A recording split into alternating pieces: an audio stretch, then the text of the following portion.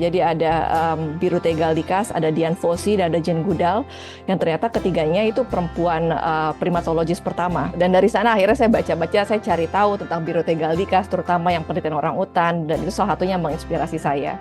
Kemudian satu waktu di kampus waktu itu ada satu kuliah tamu waktu itu dari satu dosen namanya Dr. Sri Suci Utami, Bu Suci, dan beliau adalah ahli orangutan di Indonesia. Saat itu juga saya baru tahu, ternyata Indonesia punya loh peneliti perempuan untuk orangutan gitu, dan itu salah satu juga yang menginspirasi saya, sehingga pada akhirnya saya berpikir mungkin saya bisa mengikuti jejaknya.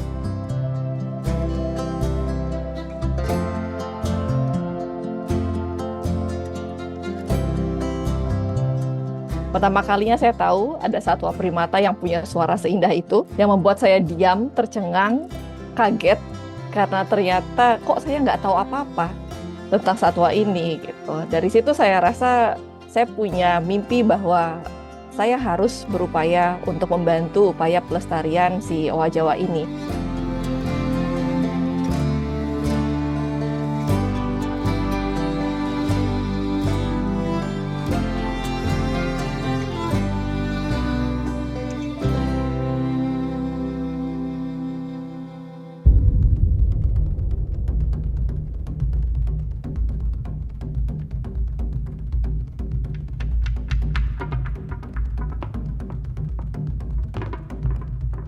Keberadaan owa Jawa ini sangat bergantung kepada kanopi yang tertutup rapat. Karena dia bergerak secara brankiasi, yang artinya dia bergerak secara berayun di atas kanopi hutan.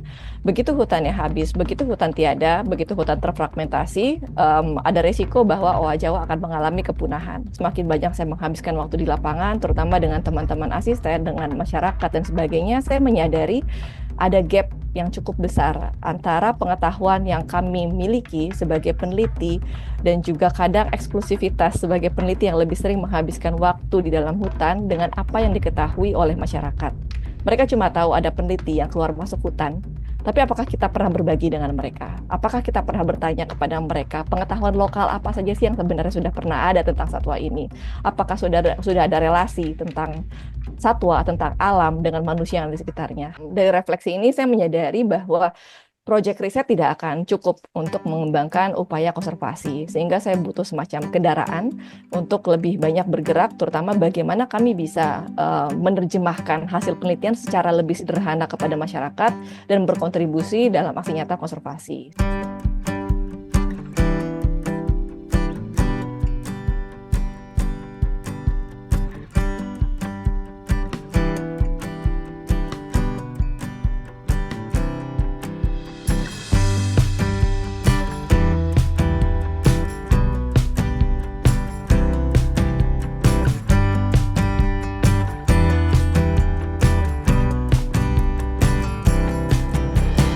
Ambu Halimun ini harapannya menjadi ruang bagi para perempuan, khususnya di kampung Citalap Sentral, untuk berkarya, untuk berani menyuarakan pendapat, untuk mengembangkan diri, dan menjadi salah satu ikon gitu dalam konservasi juga.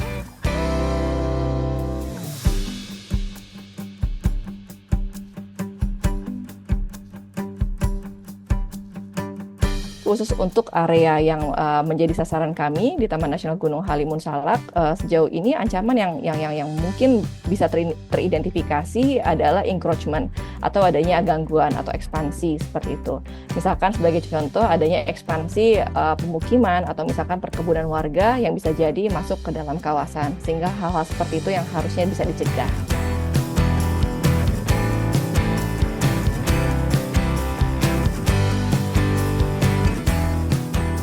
Harapannya dengan adanya dukungan dari Whitley, kami bisa membantu kegiatan konservasi untuk Owa Jawa bagi para pengelola, khususnya bagaimana kita bisa membangun satu sistem pengelolaan monitoring yang lebih baik ke depannya.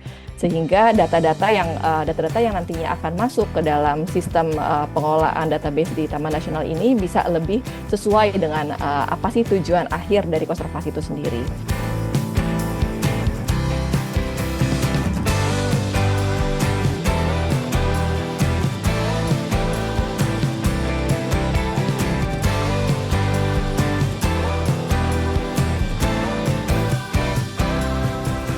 Jadi diperkirakan sekitar 900 sampai 1.200 individu yang mendiami hutan di Taman Nasional Gunung Halimun Salak.